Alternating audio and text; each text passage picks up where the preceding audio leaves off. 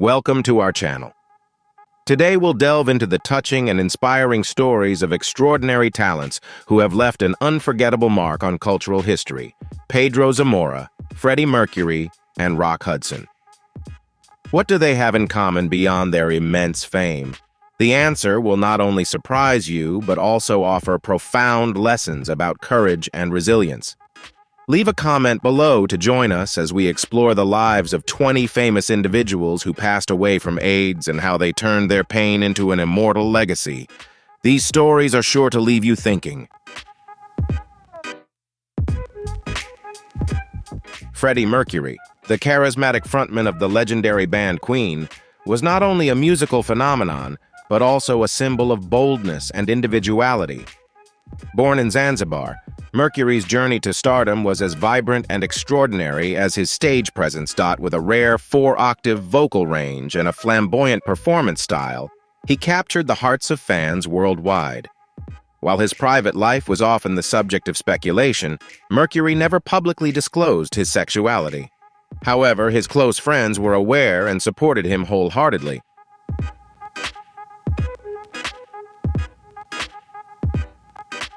One of the most significant relationships in Mercury's life was with Mary Austin, whom he considered the love of his life. Although their romantic relationship ended, Mercury found solace in the love of Jim Hutton, who stayed by his side until the end. In 1987, Mercury was diagnosed with HIV, but instead of retreating, he continued to compose and perform with unyielding passion. His final years marked a creative peak, with legendary albums like Innuendo. The music video for "These Are the Days of Our Lives" was Mercury's last on-camera appearance, where audiences witnessed a frail but still radiant Mercury.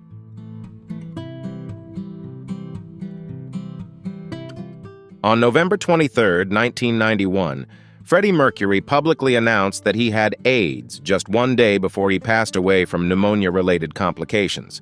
His death left fans and the music world in profound mourning. Mercury's legacy extends far beyond his music. In his memory, the Mercury Phoenix Foundation was established in 1992 to combat AIDS on a global scale. Freddie Mercury's spirit and work continue to live on in the hearts of millions of music lovers worldwide.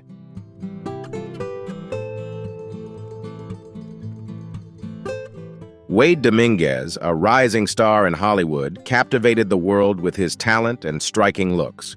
Born on May 10, 1966, in Santa Clara County, California, Dominguez had a unique heritage of Mexican and French descent, which helped him stand out on screen. However, his journey to stardom was far from easy. Before entering the film industry, Dominguez worked as a go-go dancer in nightclubs, where he showcased his passion for dance and performance art.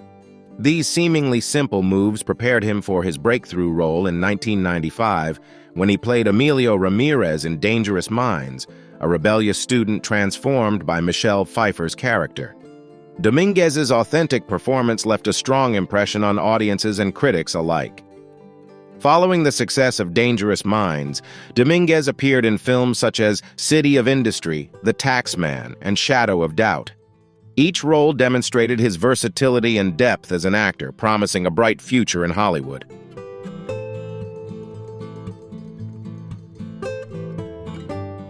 Behind the spotlight, however, Dominguez battled a deeply personal secret. He was diagnosed with HIV. Rather than making his condition public, he chose to keep it private, determined to be remembered for his talent rather than his illness. On August 26, 1998, Dominguez passed away at the age of 32 due to respiratory failure caused by AIDS-related complications. His sudden death shocked many, especially those unaware of the silent struggle he faced. One of the most touching moments from Dominguez's final days was when his friend and co-star Elizabeth Berkley brought him a rough cut of The Taxman. Watching his performance, Dominguez was moved to tears and exclaimed, "I'm so good, I'm so good." It was a bittersweet moment, a testament to his incredible talent and the tragedy of a life cut short.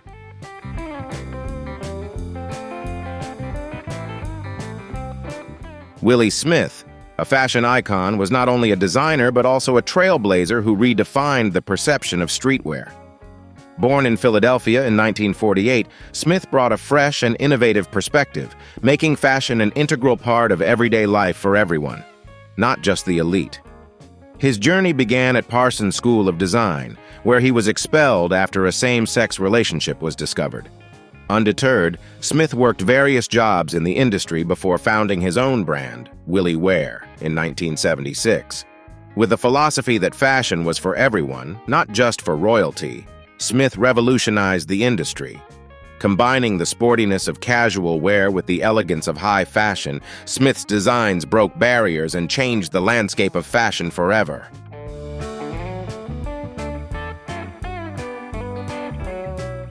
In 1981, Smith met artist Alan Barker, who became his life partner and a crucial business collaborator, helping Willi Wear achieve an impressive $25 million in annual sales by the mid-1980s. Smith also extended his influence beyond fashion, collaborating with artists, filmmakers, and dancers to blur the lines between fashion and art. He even designed the wedding dress for the character Mary Jane Watson in the Spider-Man comics. Tragically, Smith's promising career was cut short when Barker passed away from AIDS-related complications in 1986. Just a few months later, Smith's own health began to deteriorate significantly.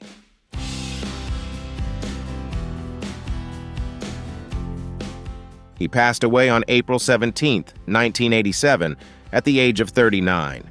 Although the official cause of death was not disclosed, many believe that AIDS was a contributing factor. Willi Smith's legacy endures not only through his designs, but also in the DNA of modern streetwear. Smith once said that growing up in a black family shaped his perspective, inspiring him to embrace bolder and more unique styles. This unconventional thinking transformed the fashion industry, making it more inclusive and vibrant than ever before.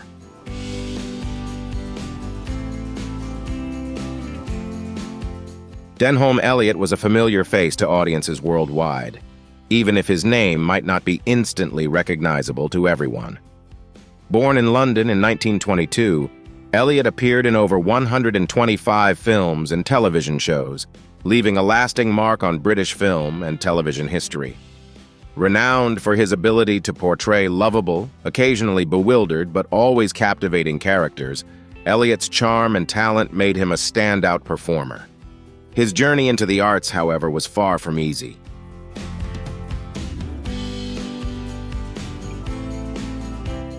He served in the Royal Air Force during World War II and was held as a prisoner of war for 3 years. Through these trials, Elliott discovered his passion for theater and film, quickly establishing himself as one of Britain's most reliable supporting actors. His memorable roles included Marcus Brody in the Indiana Jones series, Coleman in Trading Places, and Mr. Emerson in A Room with a View. Elliott had an uncanny ability to elevate any scene with a perfectly timed raised eyebrow or a well-placed sigh, crafting a distinctive style that few could replicate. In his personal life, Elliott married twice and had 2 children, but he kept his sexuality private for most of his life. In 1987, at the age of 65, Elliott was diagnosed with HIV. Despite this, he continued working, appearing in films and television shows into the late 1980s and early 1990s, including Noble House and Toy Soldiers. His final role was in the 1992 film Noises Off.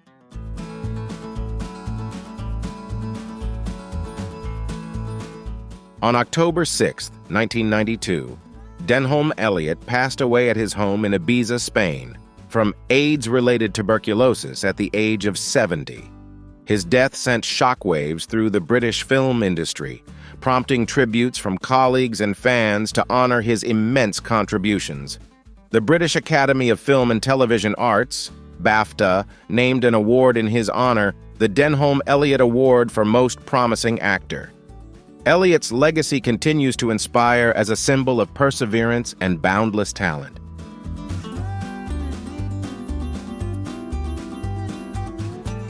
Robert Reed, beloved for his role as Mike Brady in the classic sitcom The Brady Bunch, left a lasting impression on audiences as the quintessential on-screen father. However, behind the perfect image was a life marked by tragedy and long-held secrets. Born in Illinois in 1932 as John Robert Wrights Jr., Reed's journey to becoming a television icon was far from easy. From his early days honing his craft on stage, he gradually made a name for himself with television roles before landing the career-defining role of Mike Brady. With warmth and wisdom, Reed embodied the father figure every family wished for, becoming a familiar face to millions of American viewers. Yet his personal life was far more complex than his on-screen persona suggested.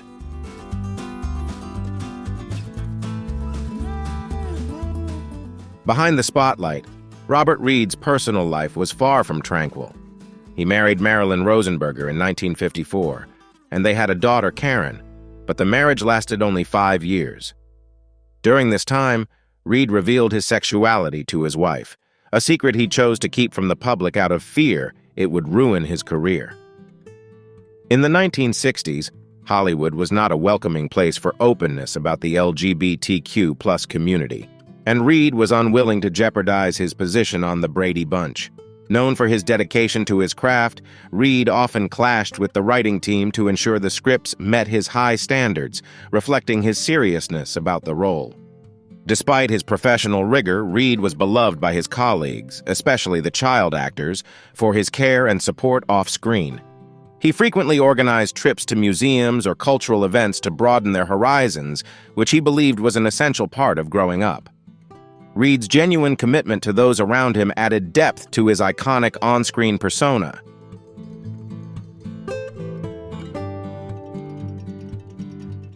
In 1991, Robert Reed's life took a tragic turn when he was diagnosed with colon cancer.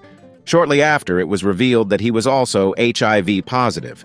Although he kept this private, the truth eventually surfaced. On May 12, 1992, Reed passed away at the age of 59. While the official cause was cancer, many believe complications from HIV contributed to his death. Reed's passing was not only a significant loss to his fans, but also sparked discussions about the discrimination and pressures faced by members of the LGBTQ+ community, particularly in the entertainment industry. Though his life story was never fully told, the image of Mike Brady endures as a symbol of love and warmth. Reed's legacy serves as a poignant reminder that behind the glamour of Hollywood lie stories of quiet courage and resilience.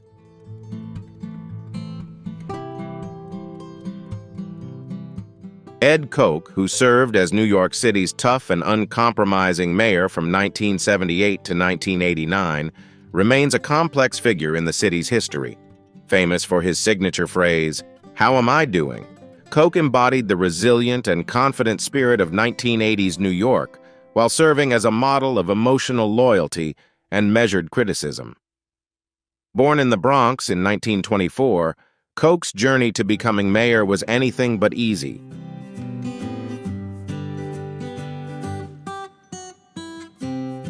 He served in World War II, became a lawyer, and later entered politics as a member of the House of Representatives, before winning the mayoral election in 1977. At the time, New York City was gripped by a financial crisis, rising crime, and urban decay. Koch is credited with steering the city through its economic turmoil, paving the way for an urban and economic revival that transformed New York during his tenure.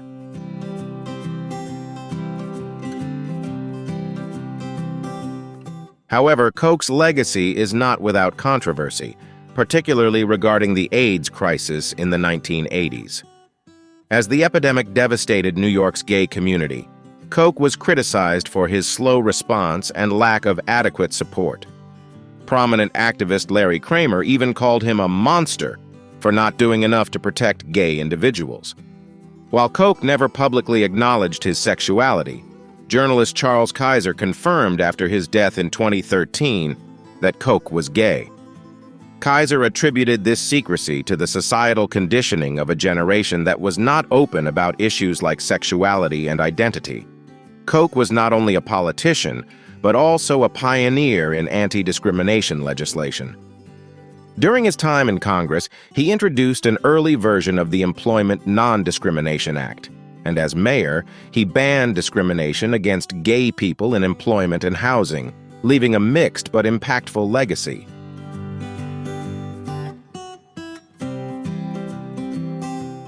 As a congressman, he introduced the first version of the Employment Non-Discrimination Act. As mayor, he banned discrimination against gay individuals in employment and housing.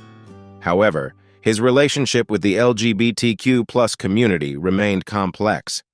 After leaving City Hall, Ed Koch continued to play a prominent role in public life. He authored books, hosted a radio show, and even served as a judge on the People's Court. Koch left behind a legacy of contradictions, a blend of successes and failures, strong leadership, and controversial decisions. His impact is remembered not only in the history of New York City, but also in ongoing discussions about politics, community, and the acceptance of diversity in society.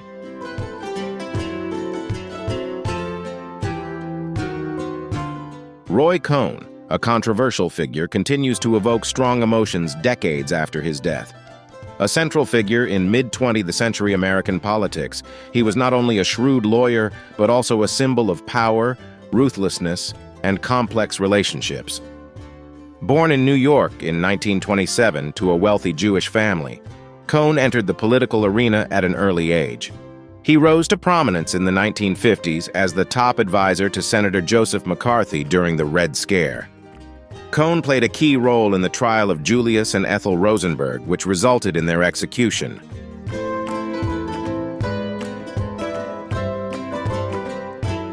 However, Cohn's role extended beyond hunting communists. He was a key figure in the Lavender Scare, the systematic persecution of homosexuals in government positions. Cohn persuaded President Eisenhower to issue a ban on gay individuals working in federal agencies, claiming they could be blackmailed into revealing secrets to rival nations. Rumors about Cohn's sexuality surfaced early on, including speculation about a relationship with his top aide, David Schine, during the McCarthy era. Nevertheless, Cohn consistently denied being gay throughout his life, guarding his privacy with extreme caution. After leaving politics, Roy Cohn became a high-profile lawyer, representing powerful clients such as Donald Trump, Rupert Murdoch, and various mafia figures, cementing his reputation as a ruthless and influential legal strategist.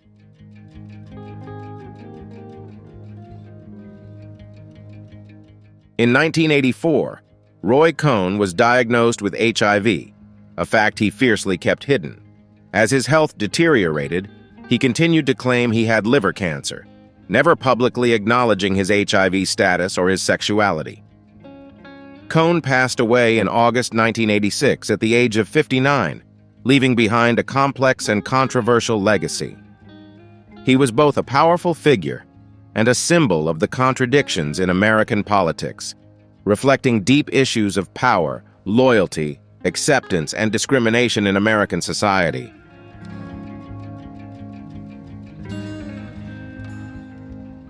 Brad Davis, born Robert Creel Davis in 1949 in Tallahassee, Florida, grew up in a troubled household. His childhood was marked by family struggles, including his father's mental health issues. Despite these challenges, Davis discovered a passion for acting at a young age and moved to New York to study at the American Academy of Dramatic Arts. Davis rose to fame in Hollywood thanks to his compelling acting abilities, quickly establishing himself as a talented and dedicated performer.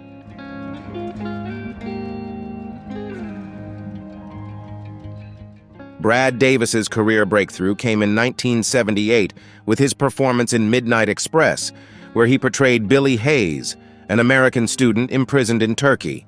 The role earned Davis a Golden Globe Award and cemented his reputation as a respected actor. He continued to take on complex and challenging roles in subsequent films, showcasing his creativity and dedication to the craft. Throughout his career, Davis was frequently cast in roles that demanded nuanced and fearless performances, leaving a lasting impact on Hollywood's film industry.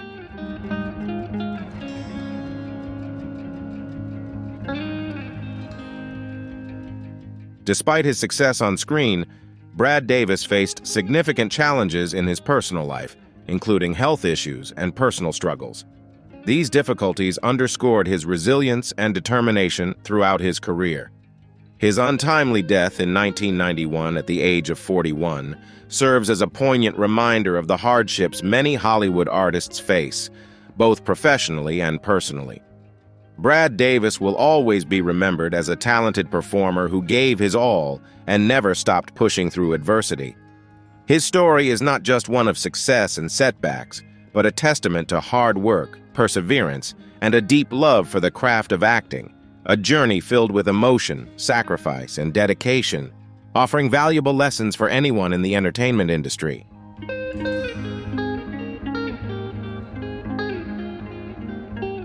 Rudolf Nureyev was not only an extraordinary dancer, but also a revolutionary figure in the world of ballet.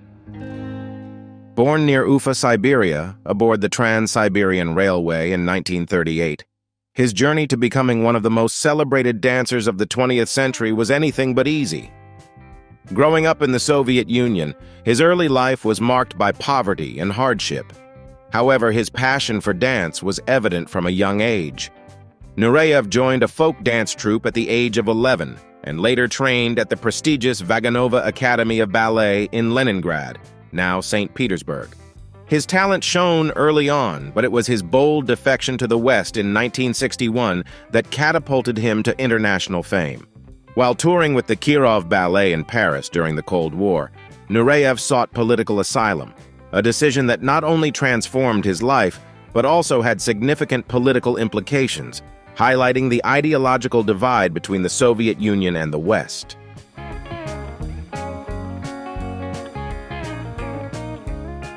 Throughout his career, Rudolf Nureyev collaborated with Dame Margot Fonteyn, a leading ballet actress, creating iconic performances in productions such as Romeo and Juliet and Swan Lake. Together, they became legendary in the history of ballet. However, Nureyev was not content with just performing. He sought to revolutionize ballet, challenging traditional gender roles, offering greater opportunities for male dancers, and bringing a unique intensity and physicality to the stage. His bold and confident style infused classical ballet with a fresh energy, attracting younger audiences and inspiring a new generation of dancers. Off-stage, Nureyev was known for his flamboyant lifestyle and vibrant personality. He had a passion for antiques and owned multiple homes across various countries.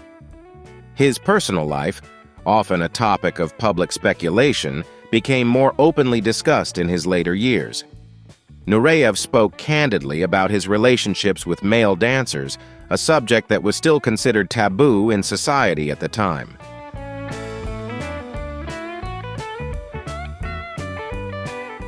In 1983, Rudolf Nureyev became the director of the Paris Opera Ballet, where he continued to innovate and push artistic boundaries while mentoring young talent.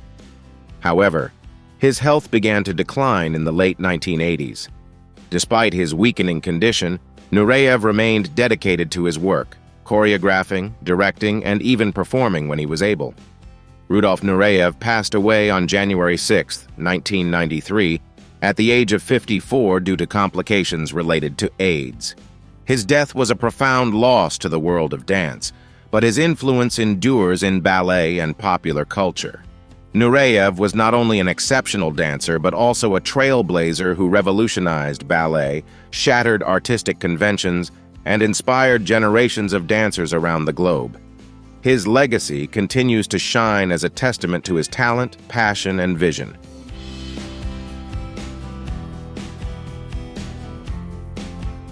Rock Hudson, born Roy Harold Scherer Jr. in 1925, was one of Hollywood's most iconic stars during its golden age. Standing at 6 feet 5 inches with striking good looks, Hudson seemed destined for stardom. His journey from a small-town boy in Winnetka, Illinois, to one of Hollywood's biggest stars is a classic and inspiring tale. Hudson's career took off in the 1950s with hit films such as Magnificent Obsession and All That Heaven Allows. His versatility, ranging from romantic comedies to emotionally intense dramas, earned him critical acclaim. His performance in Giant, alongside Elizabeth Taylor and James Dean, garnered him an Academy Award nomination, solidifying his status as a Hollywood legend.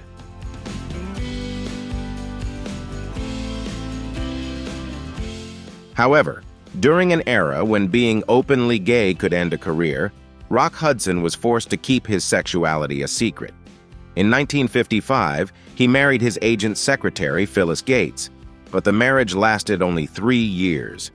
It was later revealed that the union was orchestrated by Hudson's agent, Henry Wilson, to quash rumors about his sexuality.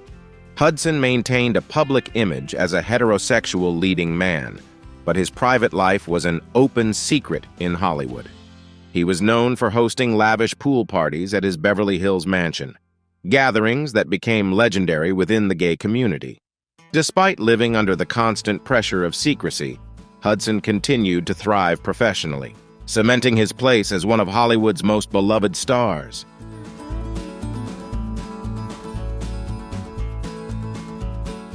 Hudson's career flourished throughout the 1960s and 1970s, transitioning to television with the hit series Macmillan and Wife, and later joining the cast of Dynasty, endearing him to a new generation of fans. However, in 1984, Hudson's life took a dramatic turn when he was diagnosed with AIDS. Initially, he kept his health condition private, but speculation grew when he appeared frail and gaunt at a promotional event for Dynasty in July 1985. On July 25th, Hudson's publicist confirmed his AIDS diagnosis. The announcement sent shockwaves through Hollywood and the nation, making Hudson the first major celebrity to publicly disclose the disease.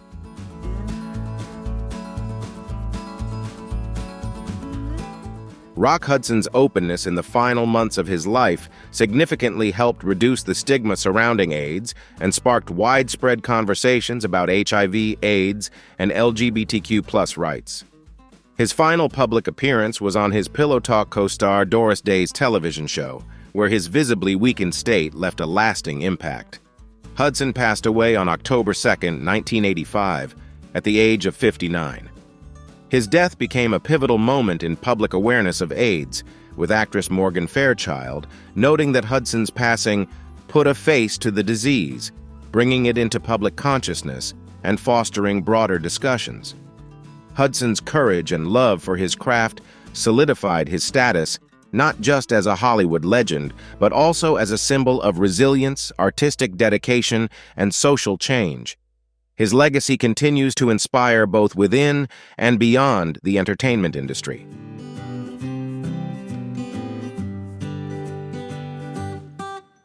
Liberace, born Waju Valentino Liberace in 1919 in West Allis, Wisconsin, to a family of Italian and Polish immigrants, became a dazzling icon of glamour and showmanship in the entertainment world. Known as Mr. Showmanship to his fans, his journey was adorned with rhinestones, sequins, and a steadfast refusal to publicly acknowledge his sexuality. From a young age, Liberace displayed extraordinary talent at the piano, performing classical compositions that many older musicians could not master. His prodigious skill and larger-than-life persona set him on a path to becoming one of the most recognizable performers of the 20th century.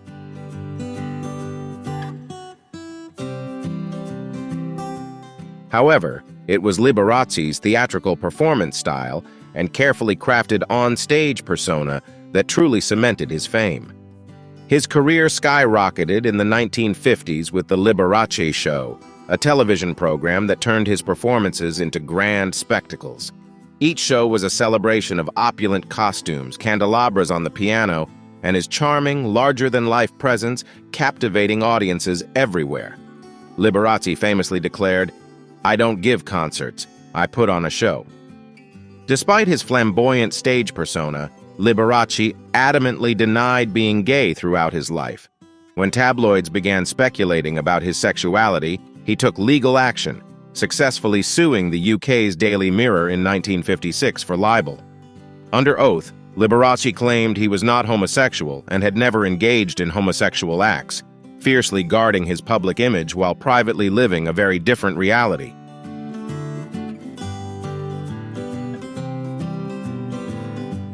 Liberace's private life, however, told a different story.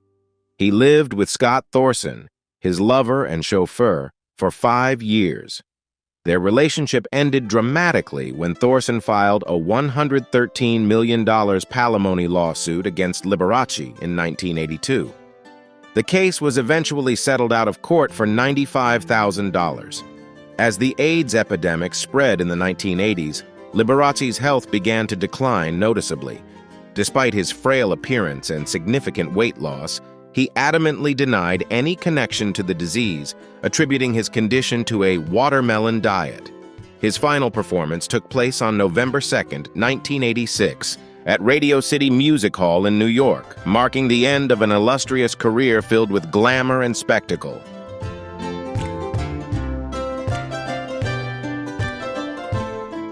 Just a few months later, on February 4, 1987, Liberace passed away at his home in Palm Springs, California.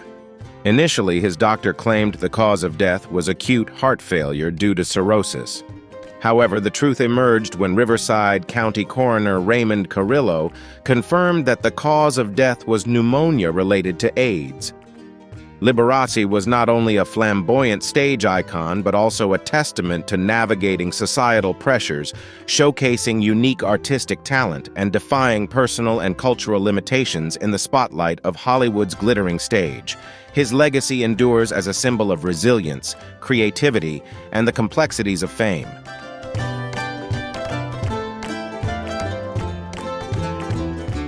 Pedro Zamora, a trailblazing reality television star, rose to prominence not only for his talent, but for his mission to educate the public about HIV/AIDS. Born in Cuba in 1972, Zamora and his family relocated to Miami, Florida, when he was just 8 years old. From a young age, Zamora was open about his sexuality, striving for acceptance from his family and community. A pivotal moment in Zamora's life came at age 17, when he was diagnosed as HIV positive. Rather than letting the diagnosis define him, Zamora transformed it into a driving force to educate others about HIV/AIDS. He became a passionate advocate, regularly speaking at schools and community events to raise awareness about prevention, combat stigma, and promote health and self-care.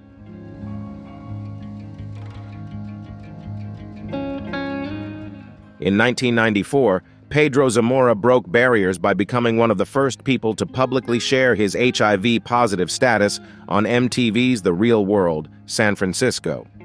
His presence on the show not only made a profound impact on the LGBTQ+ community, but also brought HIV/AIDS into mainstream conversations, challenging stigmas and prejudices. Zamora's health, however, rapidly deteriorated due to cryptosporidiosis, a severe infection affecting individuals with weakened immune systems. Just hours after the final episode of the show aired, Pedro Zamora passed away on November 11, 1994, at the age of 22. His untimely death left a lasting legacy, inspiring awareness and education about HIV/AIDS. President Bill Clinton praised Zamora for his role in enlightening the public about the disease and helping to break down misconceptions about the LGBTQ+ community across America.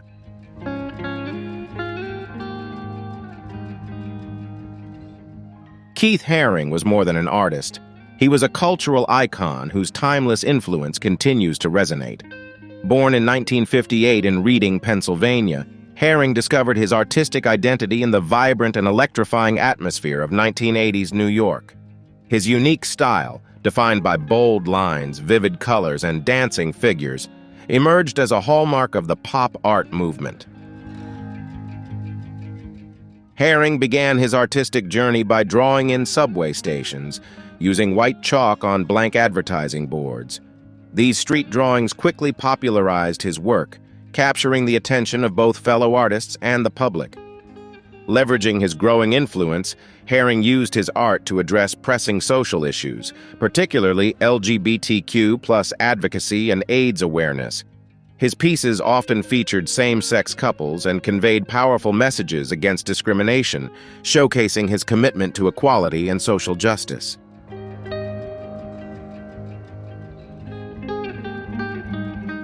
In 1987, Haring received a devastating diagnosis. He was HIV positive. Rather than retreat, he channeled his energy into his art and activism, founding the Keith Haring Foundation to support AIDS organizations and programs for children. Haring's fight against AIDS, though tragically short-lived, was profoundly impactful. He passed away in 1990 at the age of 31. Despite his brief life, Keith Haring's legacy endures through his art and social activism, serving as an endless source of inspiration for those fighting for equality and community rights.